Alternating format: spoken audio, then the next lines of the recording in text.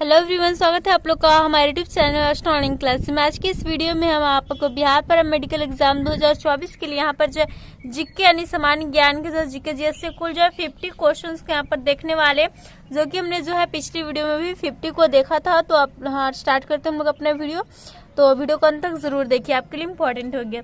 यहाँ पर हमारा फर्स्ट क्वेश्चन दिया है, हड़प्पा पुरास्थलों की खुदाई से प्राप्त यहाँ पर कलाकृतियों में कौन सी चीज सर्वोत्तम है।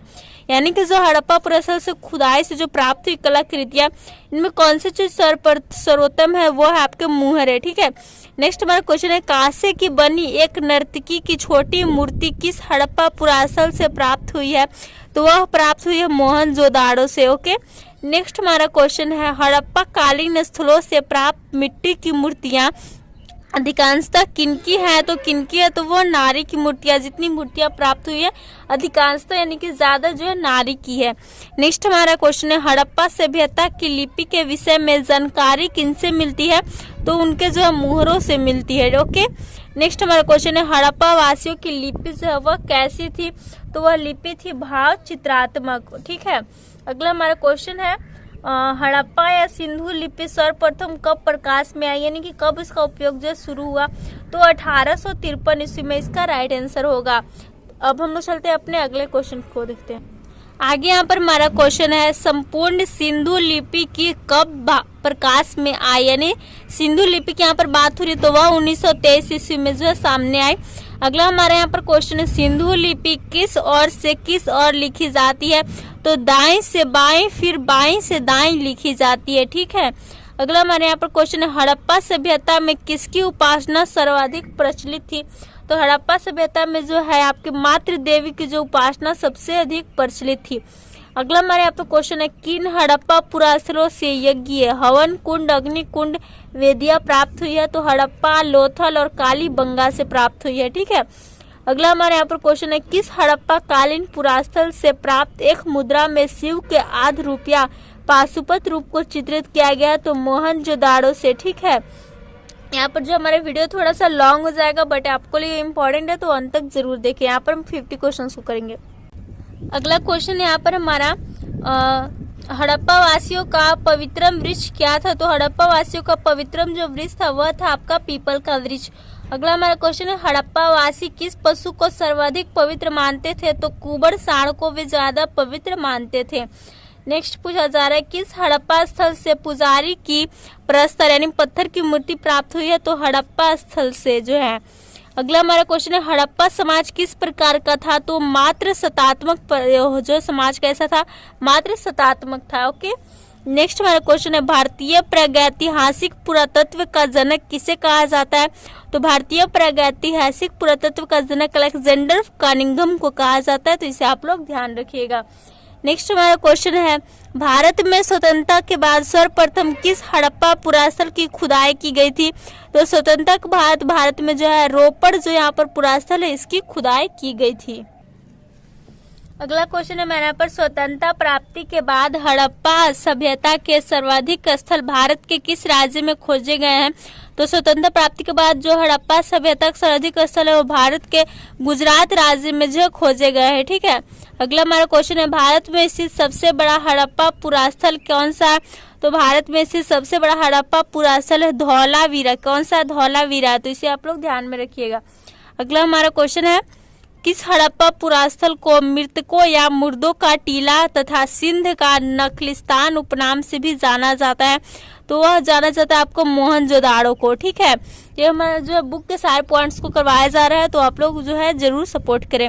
नेक्स्ट हमारा क्वेश्चन है, हड़प्पा सभ्यता को किस युग की सभ्यता माना जाता है। तो हड़प्पा सभ्यता को कांस्य युग, जो कांसा होता है उसका युग का सभ्यता माना जाता है। अगला हमारा क्वेश्चन है, किन हड़प्पा पुरास्थलों से घोड़े की हड्डियां प्राप्त हुई है। तो यहाँ पर दिया हुआ है, कौन सा स्थल से घोड़े की हड्डी प्राप्त हुई। तो लोथल से, सुरकोटदा से और कालीबंगा से। ओके, नेक्स्ट हमारा क्वेश्चन है, किस हड़प्पा पुरास्थल को लघु हड़प्पा कहा जाता है। तो लघु हड़प्पा कहा जाता है लोथल को। किसे कहा जाता है, लोथल को कहा जाता है। अगला हमारे यहाँ पर क्वेश्चन है, पूछा जा रहा है, किन हड़प्पा पुरास्थल को यहाँ पर हमने देखा लघु हड़प्पा कहा जाता है। तो लोथल को नेक्स्ट है सर्वप्रथम किसने जो है सिंधु सभ्यता को हड़प्पा सभ्यता नाम दिया था? तो सर जॉन मार्शल ने जो सिंधु सभ्यता को हड़प्पा सभ्यता नाम दिया था। अगला हमारा क्वेश्चन है विद्वानों ने वैदिक काल का विभाजन कितने भागों में किया और कौन कौन से? तो विद्वानों ने जो वैदिक काल को 2 भागों में विभाजित किया, ऋग वैदिक काल और उत्तर वैदिक काल में। अगला हमारे यहाँ पर क्वेश्चन है जिस काल में ऋग्वेद की रचना हुई उसे क्या कहा जाता है? तो जिस काल में ऋग्वेद की रचना हुई उसे ऋग्वैदिक काल कहा जाता है। अगला हमारा क्वेश्चन है यहाँ पर कब से कब तक के काल को ऋग्वैदिक काल माना गया है? तो 1500 से लेकर के 1000 ईसा पूर्व तक के काल को जो है ऋग्वैदिक काल माना गया है। ठीक है, नेक्स्ट हमारे यहाँ पर क्वेश्चन दिया हुआ है जिस काल में ऋग्वेद के अतिरिक्त अन्य 3 वेदों, ब्राह्मण ग्रंथों, आर्यकों तथा उपनिषदों की रचना हुई उसे क्या कहा जाता है? तो इन वेदों को जो उत्तर वैदिक काल कहा जाता है। इस काल में जो है इस काल को कहा जाता है उत्तर वैदिक काल, जिनमें जो है वेदों, ब्राह्मण ग्रंथों, आर्यकों और उपनिषदों की रचना हुई थी। अगला हमारा क्वेश्चन है कब से कब तक के काल को उत्तर वैदिक काल माना गया है? तो अभी हमने देखा कि ऋग्वैदिक काल माना गया है 1500 से 1000 ईसा पूर्व के काल को, और उत्तर वैदिक काल माना गया आपको 1000 से 600 ईसा पूर्व के काल को। ठीक है, अब हम लोग चलते हैं अगले क्वेश्चन की ओर। अगला यहाँ पर हमारा क्वेश्चन है वैदिक कालीन भारत के निवासियों को क्या कहा जाता था? तो वैदिक काल में जो भारत के निवासी थे उन्हें कहा जाता था क्या? तो आर्य कहा जाता था। क्या कहा जाता था?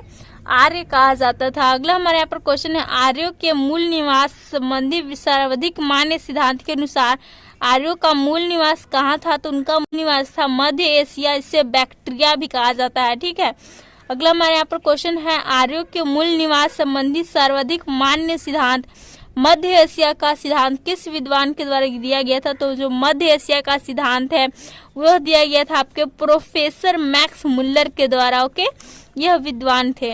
अगला हमारा क्वेश्चन है आर्य शब्द तथा आर्यों के विषय में प्रारंभिक जानकारी किससे मिलती है? तो वो जानकारी मिलती है ऋग्वेद से। ठीक है, अगला यहाँ पर हमारा क्वेश्चन है आर्य शब्द का क्या अर्थ होता है? तो आर्य का अर्थ होता है श्रेष्ठ या फिर उच्च वंश के। अगला हमारा क्वेश्चन है आर्यों की भाषा क्या थी? तो आर्यों की भाषा जो है वो संस्कृत थी। ठीक, अगला यहाँ पर हमारा क्वेश्चन है भारत आने वाले आर्य क्या कहलाए? यानी कि भारत आने वाले जो आर्य थे उन्हें क्या कहलाए? तो वो इंडो आर्य कहलाए। इंडिया से इंडो बना, इंडो आर्य कहलाए। अगला हमारा क्वेश्चन है आर्य भारत में सबसे पहले कहाँ बसे थे? तो पंजाब के सप्त सिंधु प्रदेश में बसे थे आकर के। ओके, अगला हमारा क्वेश्चन है वैदिक समाज कितने वर्गों में विभाजित था? तो जो वैदिक समाज है वह जो है आपके 4 वर्गों में विभाजित था। और कौन कौन? तो ब्राह्मण, क्षत्रिय, वैश्य व शूद्र में। ठीक है, अगला हमारे यहाँ पर क्वेश्चन है आरंभ में अर्थात ऋग्वैदिक काल में समाज का वर्गीकरण किस आधार पर होता था? तो जो है ऋग्वैदिक काल में समाज का वर्गीकरण जो व्यवसाय के आधार पर होता था। ओके, तो यहाँ पर राइट आंसर हो जाएगा व्यवसाय।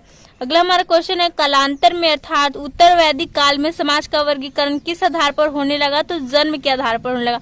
पहले व्यवसाय के आधार पर होता था और फिर जो है उसका जो है वर्गीकरण जो है वह जन्म के आधार पर होने लगा। अगला हमारा क्वेश्चन वैदिक काल में आय का कितना भाग जो है कर के रूप में लिया जाता था? तो जो है हमारे वैदिक काल में आय का कितना भाग कर के रूप में लिया जाता था? तो यहाँ पर 1/16 भाग जो कर के रूप में लिया जाता था वैदिक काल में। नेक्स्ट हमारा क्वेश्चन है वैदिक काल में लेन देन तथा व्यापार की कौन सी प्रणाली प्रचलित थी? तो वैदिक काल में जो लेन देन व्यापार की जो वस्तु विनिमय प्रणाली प्रचलित थी, मीन्स वस्तु के बदले जो है वस्तु देने की जो है लेने देने की प्रणाली थी आपकी। जैसे चावल के बदले किसी को गेहूं चाहिए तो चावल देकर के गेहूं ले लिया, रोटी के बदले जो है कपड़ा ले लिया, ऐसे। अगला हमारा क्वेश्चन है वैदिक काल में शिक्षा कहाँ दी जाती थी? तो वैदिक काल में शिक्षा जो है गुरुकुल में दी जाती थी। ओके, गुरुकुल में बैठाकर सभी को एक साथ शिक्षा दी जाती थी। नेक्स्ट हमारा क्वेश्चन है ऋग्वैदिक काल में आर्यों के सर्वाधिक प्रिय देवता कौन थे? तो ऋग्वैदिक काल में आर्यों के सर्वाधिक प्रिय देवता इंद्र देवता थे। ओके, नेक्स्ट हमारा क्वेश्चन है कालांतर में अर्थात उत्तर वैदिक काल में आर्यों के सर्वाधिक प्रिय देवता कौन बन गए? तो प्रजापति बन गए। कौन बन गए? प्रजापति बन गए। अगला हमारे यहाँ पर क्वेश्चन है, उत्तर वैदिक कालीन धार्मिक क्रियाओं में मुख्य कार्य क्या था? तो यज्ञ था। कौन सा मुख्य कार्य था? यज्ञ था। नेक्स्ट हमारा क्वेश्चन है, ऋग्वेद में किस नदी को सबसे पवित्र माना गया है? तो ऋग्वेद में सबसे पवित्र नदी माना गया है सरस्वती नदी को। ठीक है, तो इसे आप लोग याद रखिएगा। अगला हमारा क्वेश्चन है, वैदिक काल में ऋण देकर ब्याज लेने वाले व्यक्ति को क्या कहा जाता था? यानी कि ऋण देकर के ब्याज लेने वाले व्यक्ति को कहा जाता था वेकनॉट। क्या कहा जाता था? वेकनॉट कहा जाता था। अगला हमारा क्वेश्चन यहाँ पर, वैदिक काल में राजनीतिक शक्ति बढ़ाने हेतु तो किए जाने वाले यज्ञ था। यानी कि वैदिक काल में जो है राजनीतिक शक्ति बढ़ाने के लिए, जैसे अब के टाइम में पॉलिटिक्स हम लोग कहते हैं राजनीतिक हो रही है, वैसी शक्ति बढ़ाने के लिए जो किया जाने वाला यज्ञ था वो अश्वमेध यज्ञ था। कौन सा था? अश्वमेध यज्ञ था। और वैदिक काल में शौर्य प्रदर्शन और मनोरंजनार्थ किया जाने वाला जो यज्ञ था वह था वाजपेयी यज्ञ। कौन सा था? वाजपेयी यज्ञ। तो यहाँ पर हमने जो है कुछ जो है जीके जो आपके जो पुराने जो वैदिक काल जो है और हड़प्पा सभ्यता के बारे में देखा, बहुत सारे जो है ऋग वैदिक काल के बारे में देखा। तो आज का वीडियो हमारे यहीं पर समाप्त होता है। यहाँ पर हमने 50 क्वेश्चंस को ऑलरेडी जो देख लिए हैं। आप लोग को वीडियो पसंद आए, वीडियो को लाइक करें, दोस्तों के साथ शेयर करें और ऐसे और वीडियोस के लिए हमारे चैनल को जरूर सब्सक्राइब कर लें और हमारे चैनल के साथ ऐसे ही बने रहे अपनी तैयारी के लिए। Thanks for watching.